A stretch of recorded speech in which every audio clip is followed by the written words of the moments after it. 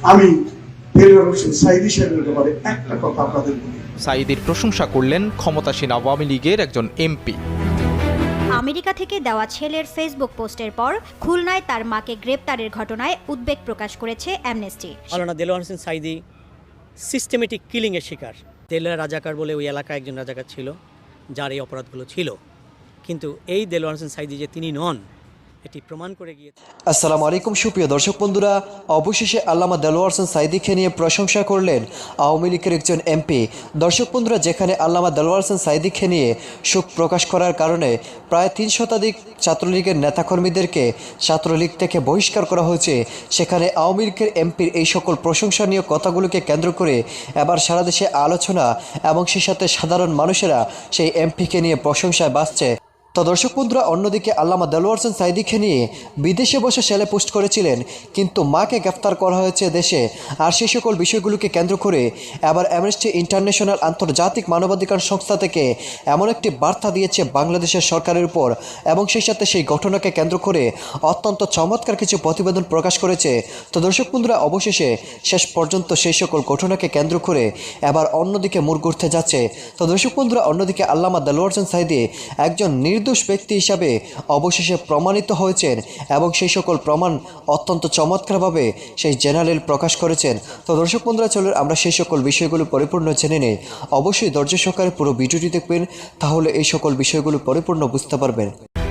বাংলাদেশে চলমান নানা ঘটনা নিয়ে একের পর এক প্রতিক্রিয়া জানাচ্ছে আন্তর্জাতিক মানবাধিকার সংস্থা অ্যামনেস্টি ইন্টারন্যাশনাল। এবার আমেরিকা থেকে দেওয়া ছেলের ফেসবুক পোস্টের পর খুলনায় তার মাকে গ্রেপ্তারের ঘটনায় উদ্বেগ প্রকাশ করেছে অ্যামনেস্টি। সেই সঙ্গে গ্রেপ্তার ওই নারীকে অবিলম্বে মুক্তির দাবি জানিয়েছে সংস্থাটি।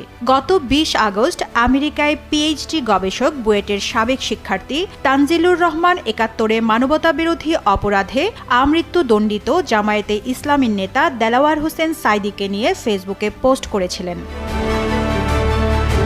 এ বিষয়ে অ্যামনেস্টি ইন্টারন্যাশনালের দক্ষিণ এশিয়ার প্রচারণার ভারপ্রাপ্ত উপ আঞ্চলিক পরিচালক বাবুরাম পান্ত বলেছেন, সরকারের সমালোচনা করে সামাজিক যোগাযোগ মাধ্যমে ছেলের পোস্টের পরপরই মাকে গ্রেপ্তার করা হাস্যকর, এবং এটি বাংলাদেশের নতুন করে অবনমন, যেখানে আসন্ন জাতীয় নির্বাচনের আগে বিরোধী দলীয় নেতাকর্মীদের একের পর এক গ্রেপ্তারের ঘটনা এক ধরনের অবিশ্বাসের পরিবেশ তৈরি করেছে।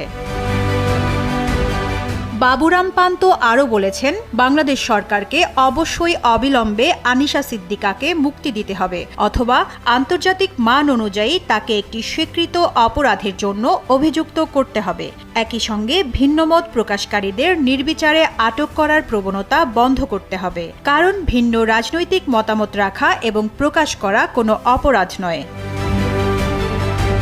অ্যামনেস্টি ইন্টারন্যাশনাল মনে করে, সমালোচনামূলক কণ্ঠকে লক্ষ্যবস্তু করার পরিবর্তে কর্তৃপক্ষকে অবশ্যই নিশ্চিত করতে হবে জনগণ প্রতিশোধ বা বৈষম্যের ভয় ছাড়াই মত প্রকাশের স্বাধীনতা, শান্তিপূর্ণ সভা সমাবেশের অধিকার সহ নির্বাচনকালীন সময়ে তাদের মানবাধিকার প্রয়োগ করতে সক্ষম হবে।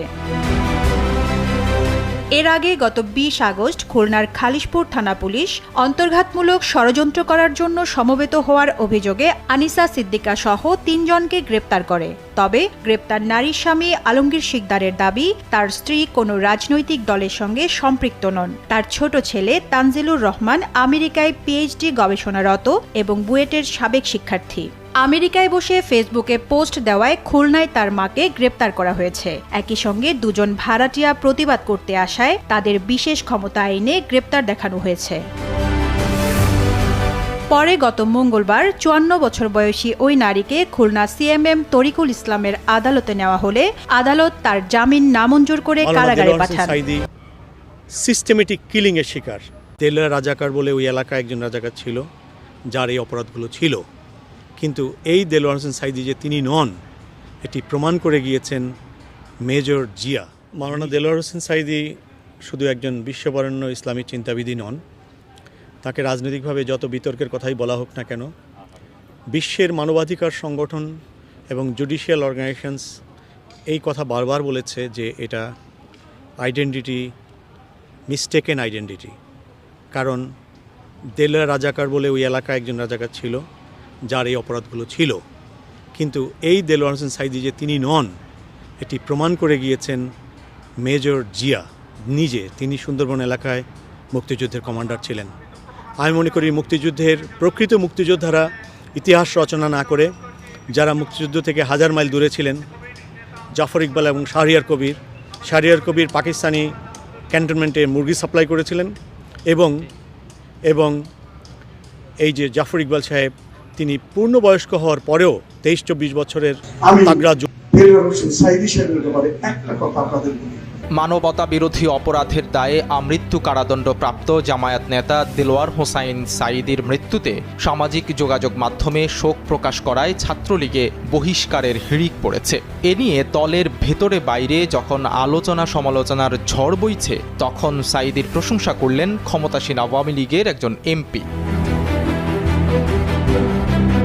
দেলোয়ার হোসাইন সাঈদীর মৃত্যুতে শোক প্রকাশ কিংবা প্রত্যক্ষ ও পরোক্ষভাবে এই জামায়াত নেতার প্রশংসা করে এ পর্যন্ত দেশব্যাপী প্রায় 300 ছাত্রলীগ কর্মী বহিষ্কৃত হয়েছেন। ছাত্রলীগ তো বটেই, এ নিয়ে বিব্রতকর অবস্থায় পড়েছেন আওয়ামী লীগের হাইকমান্ড।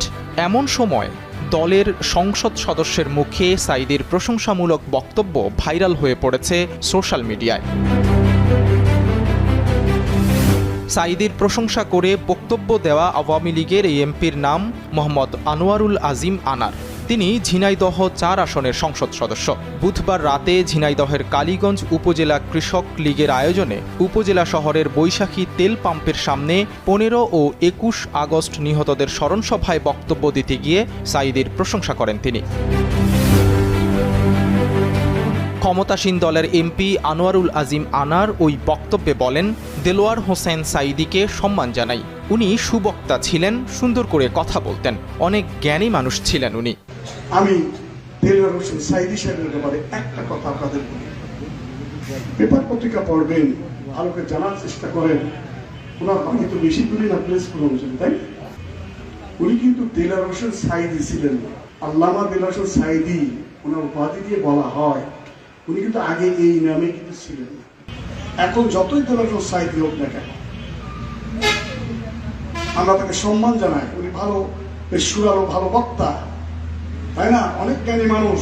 এদিকে দেলোয়ার হোসাইন সাঈদের মৃত্যুতে সরকারি বেসরকারি কর্মকর্তা কর্মচারী, অধস্তন আদালতের বিচারক, শিক্ষক, পুলিশ কর্মকর্তা এবং আওয়ামী লীগ ছাত্রলীগের যেসব নেতাকর্মী শোক জানিয়েছেন, তাদের বিরুদ্ধে আদালতের রায় অগ্রাহ্যের অভিযোগ এনে ব্যবস্থা গ্রহণের দাবি জানিয়েছে ৭১-এর ঘাতক দালাল নির্মূল কমিটি। বুধবার গণমাধ্যমে পাঠানো। তো দর্শক বন্ধুরা, আপনারা হয়তো এই পুরো ভিডিওটি দেখে এবং এই সকল তথ্যগুলো জেনে অবশ্যই বুঝতে পেরেছেন, অবশেষে আল্লামা দেলোয়ার হোসেন সাঈদীকে নিয়ে এবার প্রশংসায় পাচ্ছেন আওয়ামী লীগের সেই এমপি, এবং সেই সাথে সেই সকল বিষয়গুলোকে কেন্দ্র করে এবার অ্যামনেস্টি ইন্টারন্যাশনাল আন্তর্জাতিক মানবাধিকার সংস্থা থেকে যে বার্তা দিয়েছে, সেই বার্তাটি বাংলাদেশের সাধারণ মানুষের জন্য অত্যন্ত আনন্দের ব্যাপার। তো দর্শক বন্ধুরা, অন্যদিকে আল্লামা দেলোয়ার হোসেন সাঈদীকে নিয়ে এই সকল তথ্যগুলো জেনে এবং এই সকল বিষয়গুলো শুনে আপনাদের কাছে কি মনে হচ্ছে অবশ্যই কমেন্ট করে জানিয়ে দিবেন। দর্শক বন্ধুরা, ভালো থাকুন, সুস্থ থাকুন। আল্লাহ হাফিজ। আসসালামু আলাইকুম ওয়া রাহমাতুল্লাহি ওয়া বারাকাতুহু।